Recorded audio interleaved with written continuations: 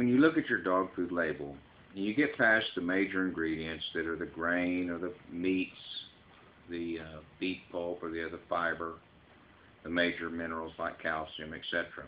You get to the parts of the label that most people don't pay as much attention to. Number one, because the names of the ingredients get very long and complicated sounding. Yet I want to point out that when we get to that part of the label, we're into the part of the nutrition for your dog that's the most important of all.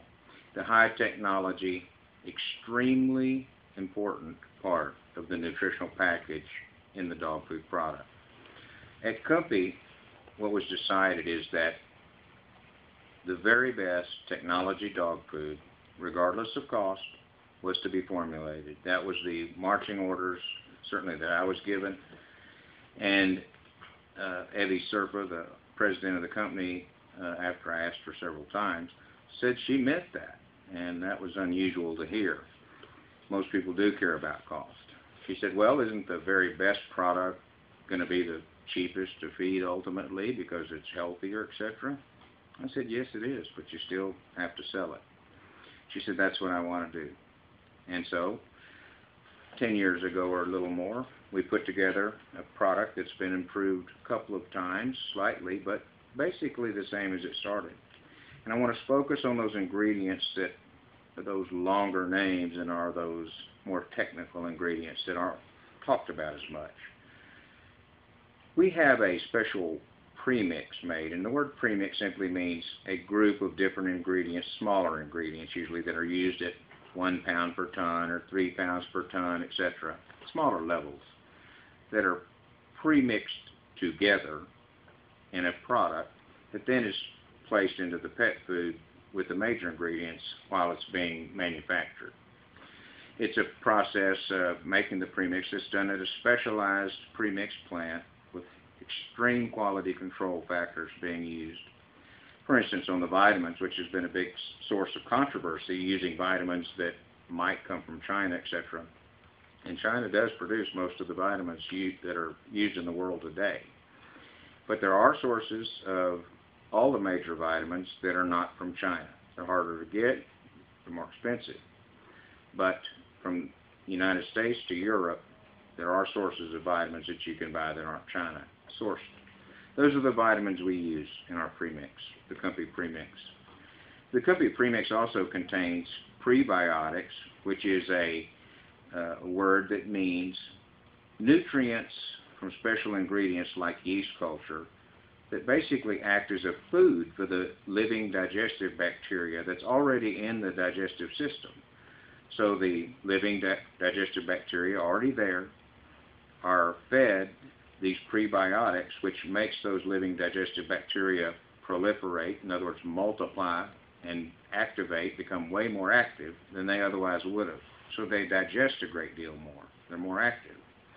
The food's passing through the system at a rate, it goes in and you know it's coming out, and there's a certain amount of time that takes place, the pass rate.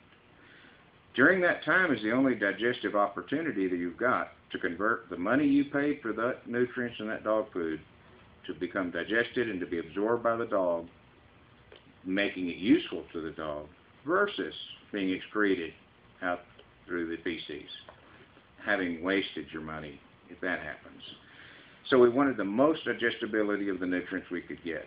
Well, if you feed the digestive bacteria that's there and make it way more efficient and way more numbers of them through prebiotics, you simply are doing the very same thing that we just wanted to set out as an objective. We are creating an environment much healthier, much more digestive activity, much more breakdown of nutrients, which are then absorbed very readily. Then we use probiotics. Now, the probiotics that we use are actually used in a coating that we put on the food, which we're going to do another segment on. But I do want to mention here that we do use probiotics, and they're not put into the premix that goes inside the food because we don't want to expose those living digestive bacteria, which is what probiotics are. They are actual living digestive bacteria in a freeze-dried state. We don't want to expose them to the heat of the cooking process called extrusion. So we put them on the outside in a coating that we'll talk about later. Just wanted to mention that we do use them now. We also use kelp meal. Now, kelp is seaweed meal. It's a certain type of seaweed meal, the brown variety called Ascophyllum nodosum. It is that species of seaweed which has a very stable iodine content.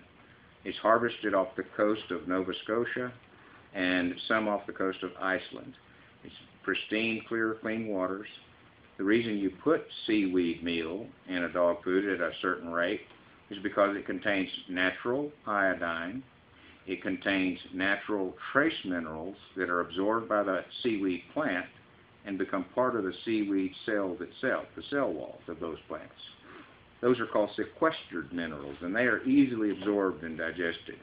And that's what we're after, ease of digestion, so that what we say is in that food isn't just going in one end and out the other. It is absorbed. The kelp plays a huge role in that.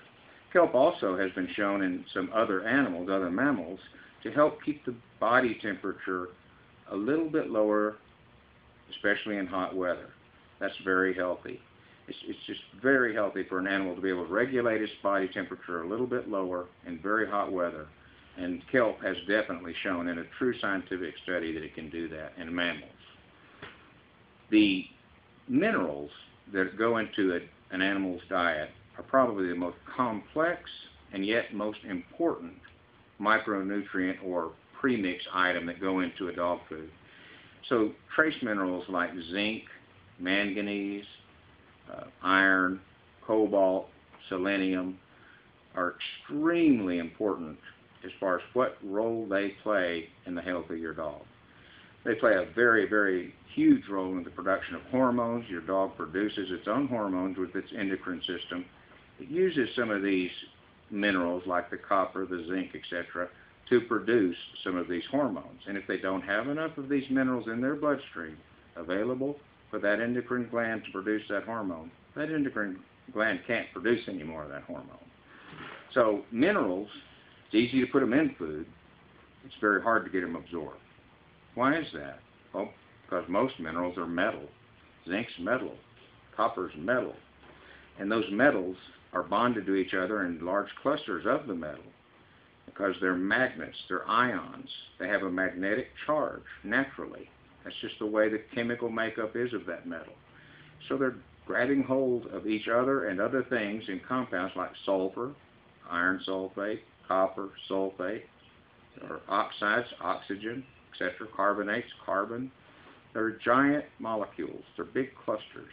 They're so big that they can't even fit in the absorptive site of the small intestine, which is the primary absorptive site for minerals, trace minerals particularly. They're so big they simply can't go in, and small bits of them break off incidentally in that area and are absorbed in a normal pet food that doesn't have the type of minerals that the Kumpi product has in it.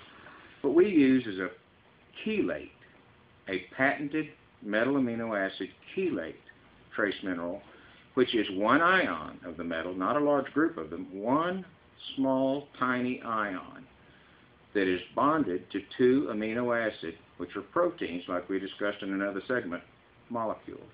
Those two amino acid molecules bonded to that one ion of that metal form a coordinate covalent bond. What that means is the magnetic charge of that metal, that ion, is completely negated to neutral, balanced out perfectly by those two amino acid molecules. The resulting size of that little tiny perfect balanced molecule is about the size of the head of a pin compared to my fist. And so that receptive site, these villi that are along the small intestine, that little head of a pin goes in quite easily. And it's not even recognized as a mineral, it's recognized as a protein because it's bonded to amino acids. Gets into the bloodstream easily, very easily. Therefore, the animal doesn't have any chance of a deficiency. If they get a little more than they needed, the liver takes some of it out, the kidney some of it out. You don't wind up with forced too much trace minerals in the animal's body. That we're certain of. This isn't something we just started doing. We've been doing this for over 20 years in different species of animals. So we're not causing overages of these minerals. That we're certain of. But we're making sure they don't have shortages. That we're certain of. That is something we can be absolutely certain of. So that is a huge advantage in this product versus others. And the amino acid chelate patented mineral that I'm talking about is exclusive. It is unique. It is not the same thing as an amino acid complex. It's not the same thing as a proteinate. If you see those words after the words zinc or copper or manganese on your pet food label, that's not the same thing I'm talking about. Those indeed are attempts to try to copy or get close to this patented coordinate covalent bonded perfect little molecule I'm describing, but it's not the same thing. Those are clusters of many ions with many different types of protein, so they're big. Their molecular weight is huge compared to what I'm talking about. Still too big to get in. So we're using the product that we know and believe in and have known about since the 70s. It was used in human nutrition.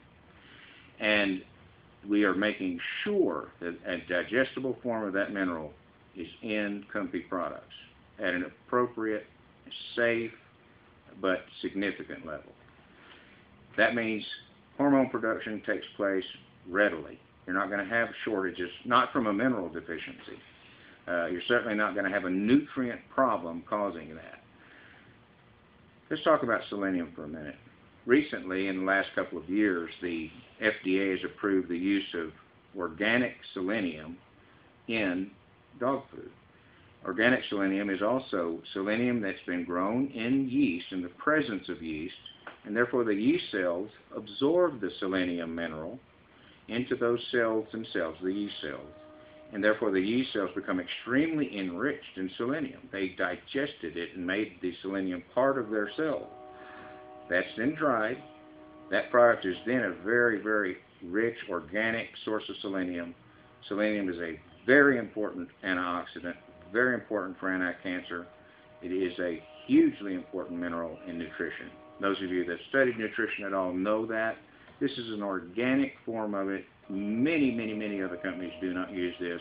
Very few do. It is much more expensive, but it is by far safer and better.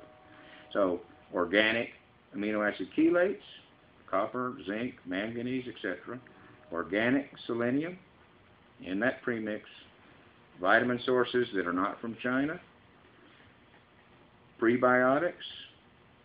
You've got a perfect blend of high technology ingredients that really make performance outstanding. From better hair coat, more color of the hair, more resistance to disease, because the immune system's so much elevated in its function that you actually have a healthier animal. Those are the objectives we set out from the beginning to reach. Those objectives have been reached. You try this product on your own pet. You see for yourself, besides all the talk about everything else you've heard about. Try it on your own animals. Look for yourself. We believe that you will see, because you love your dogs, you care about them. We know you're going to see what you see. We're not worried about the competition. We just want you to try this and see for yourself. Thank you.